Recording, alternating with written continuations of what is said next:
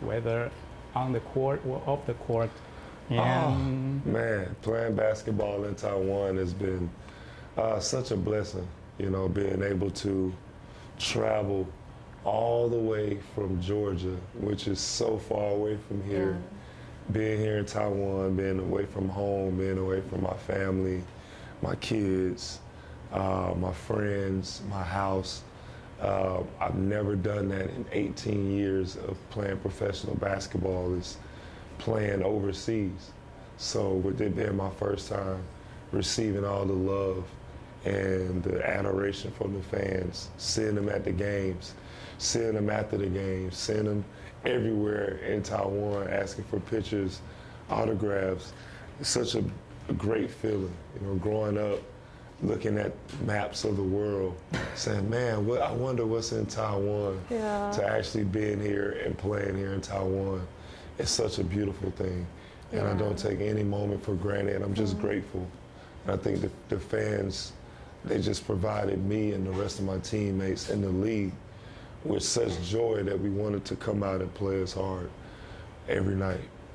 Well, we didn't finish the season how we wanted to as far as winning championship.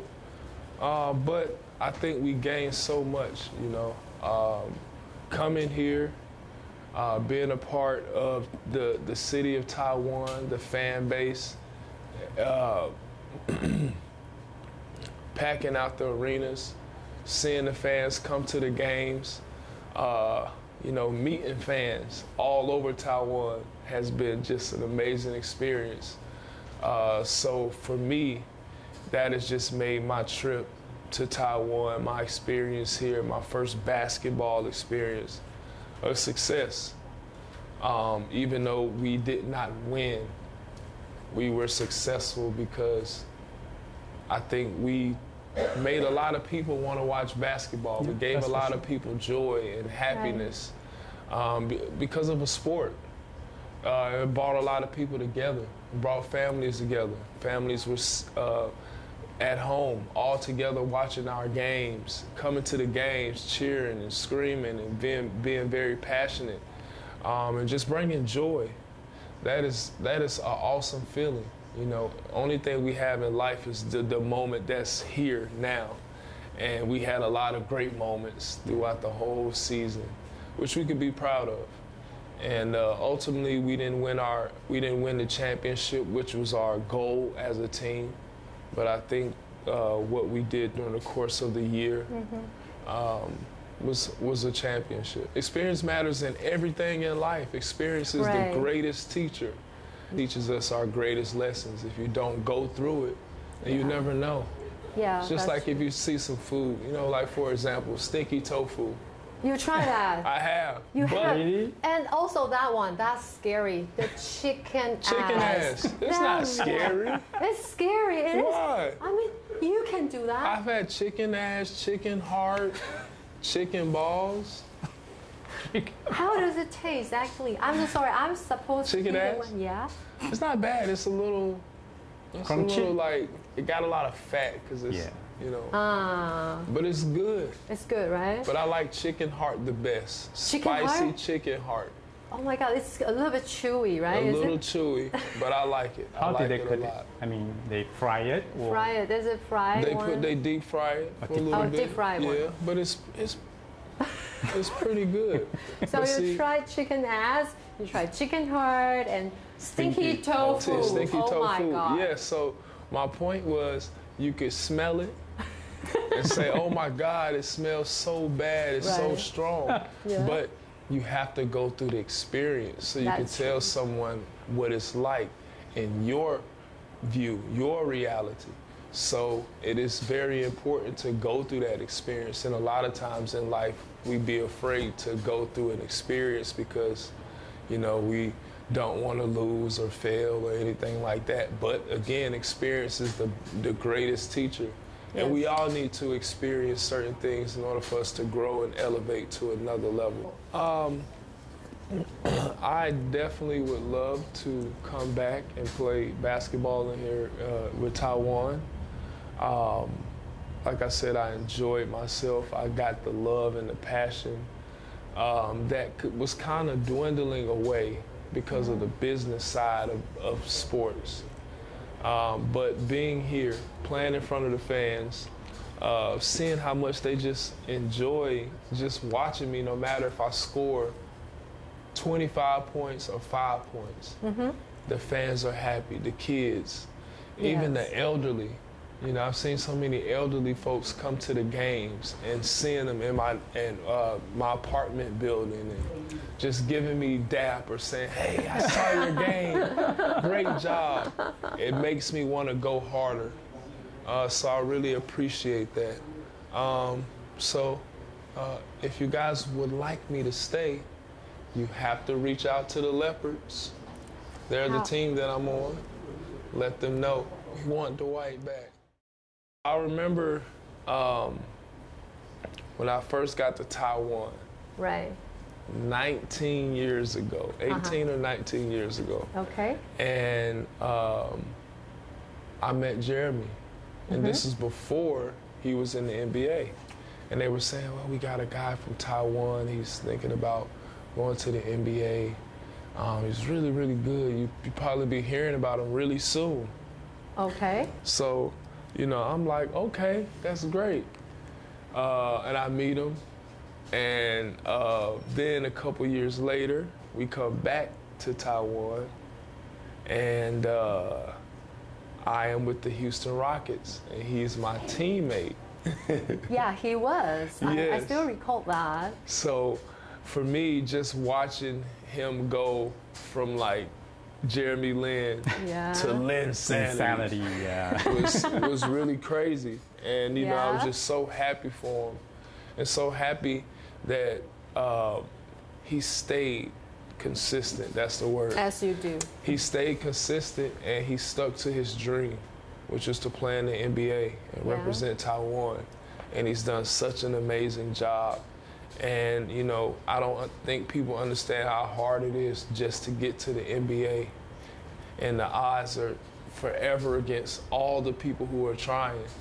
And also it was very hard because he's coming from Taiwan, which is all the way across the world. Yes. So for him to take his dream to America, to play in the NBA, to be very successful, amazing.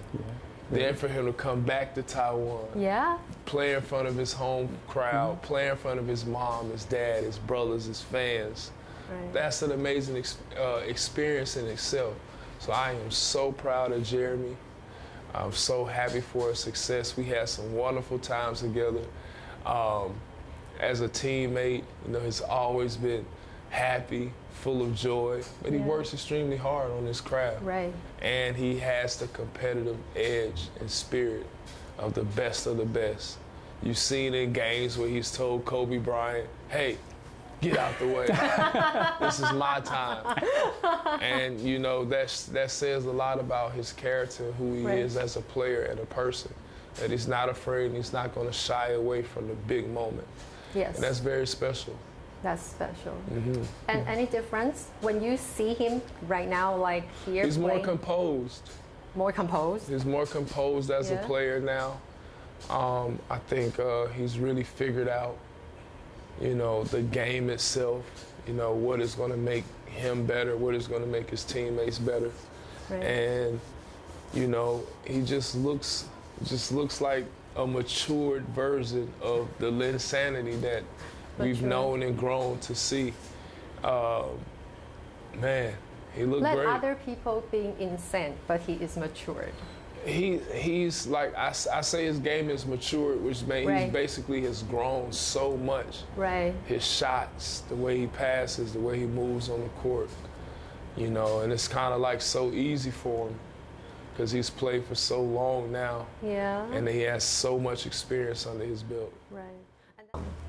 Well, I would say from my parents, from the people that came before me. My mom, before she had me, she lost a lot of children. Oh, no. They passed away. So they all thought that I was going to be one to pass away as well. So my mom, she lost 7 7? 7 total. I'm so sorry. May I ask, is it sort of the abortion kind of thing? No, they just died. They died after so childbirth. Miscarriage. I'm so yes. sorry. I'm so sorry. She had 7 miscarriages. My God. And everyone thought hurtful. It was very hurtful. So everyone thought that I was going to be the next one to pass. So they always showered me with love. You know, my mom, while I was in her womb, praying for me, coming to visit her, you know, just wishing that I would make it and be alive. And so they showed me so much love. Yeah. So I always, you know, I'm just full of that same type of energy because that's what drove me to come into this world is love. So just try to spread as much love as possible. Yeah. It's very easy to hate someone. It's very easy to dislike someone. But loving is something that, you know, once it's just it cures and it opens up everything. So for me, it was the reason why I got here.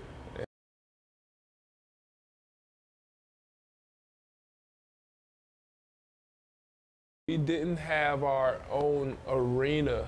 Okay. So we had somewhere where we rented, so I was afraid to do it in someone else's place like that. Okay.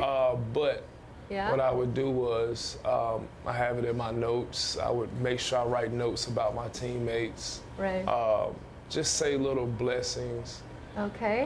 Throughout the day, throughout the week about my team, my teammates. Right. Just to get them positive words of affirmation and stuff like that. Let them know like they mean something.